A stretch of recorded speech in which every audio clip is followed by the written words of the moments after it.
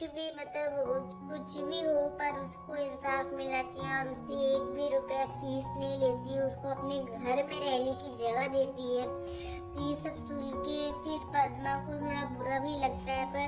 वो बोलती है कि मैं सिर्फ ये नहीं बोल रही थी कि मुझे तो कुछ किसी चीज़ का कुछ भी पैसे दे या फिर मैं तेरे लिए ये कोई स्वार्थ से कर रही हूँ, मैं बस तुझे इंसाफ दिलाने के लिए ये कर रही थी, तेरे लिए हमेशा लड़ती रही,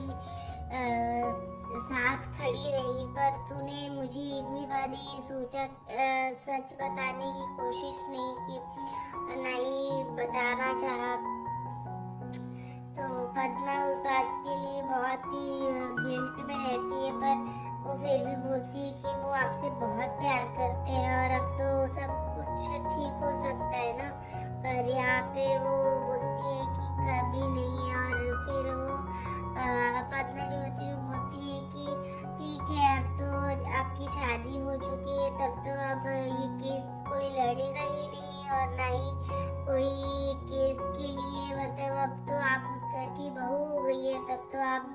आप उनके परिवार के लिए ही आप उनके साथ ही रहेंगी, मेरे लिए तो अब कोई लड़ेगा नहीं। तो फिर वो बोलती है कि ऐसा कुछ नहीं होगा, और फिर वो बोलती है कि पद्मा जो होती है वो थोड़ा अपसेट हो जाती है और वो चली जाती है वहाँ से कि अब तो मेरे इस घर में रहना जरूरी ही नहीं है, मैं यहाँ से चली जाऊंगी। तो ये सुन के अंजलि को बहुत ही बुरा लगता है कि ये नाराज हो चुकी है और वो जाने की कोशिश कर रही है, तो वो उसके पीछे पीछे जाती है। और दूसरी तरफ हम देखते हैं कि राजपूत हाउस में सब लोग जो होते हैं, वो जो भजन होता है वो सबके कान भरता रहता है कि आप उसको लेके आइए इस घर में और उसका वेलकम कीजिए, क्योंकि एडवोकेट अंजलि अवस्थी जो है वो कोर्ट जा सकती है, पर जो इस घर की बहू होगी वो हमारे खिलाफ नहीं लड़ेगी। तो ऐसे वो उसका कान भरता है, जो भंजन होते हैं वो सबके कि आप जाके उसका वेलकम कीजिए, पर वो उसके खिलाफ रहती है। जो उसकी अमन की माँ होती है वो इस बात के खिलाफ रहती कि कुछ भी हो जाए, पर मैं उस लड़की को इस घर में नहीं आने दूंगी। यहाँ पे चंद्रभान ठाकुर भी सबको चुनौती देके गया होता है और सबको मतलब धमकी देके गया होता है कि अगर वो लड़की इस घर में आई और मेरी बेटी की आंखों में एक भी आंसू आई, वो काव्या की बात करते हैं कि अमन और काव्या की शादी होनी चाहिए, पर वो इस बात के खिलाफ रहती है कि ये चीज जो अंजलि अवस्थी इस घर में नहीं आनी चाहिए दोबारा।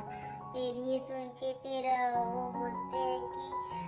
ये तो हमारे लिए ही है, वो चंद्रभान ठाकुर की ही बात हो रही है, क्योंकि अभी युवराज जो होता है वो जेल से निकलने वाला है, और अगर एडवोकेट अंजलि अवस्थी इस घर में रहेगी तो वो कोर्ट के लिए नहीं जाएगी, क्योंकि वो हमारे लिए ही लड़ेगी फिर। पर वो उन लोगों का दिमाग ऐसे चलता है, पर वो बोलती है कि हाँ ये बात तो सही है, और सब लोग को उसकी बात सही लगती है भंजन की। पर जो यहाँ पे अंजलि अवस्थी होती है वो बोलती है कि कुछ भी हो जाए, मैं चंद्रभान ठाकुर को और युवराज दोनों को ही सजा दिला के रहूंगी, और जो पद्मा है उसको इंसाफ मिलेगा ही। तो वहाँ पे हम देखते हैं कि दूसरी तरफ जो गणेश होते हैं वो भी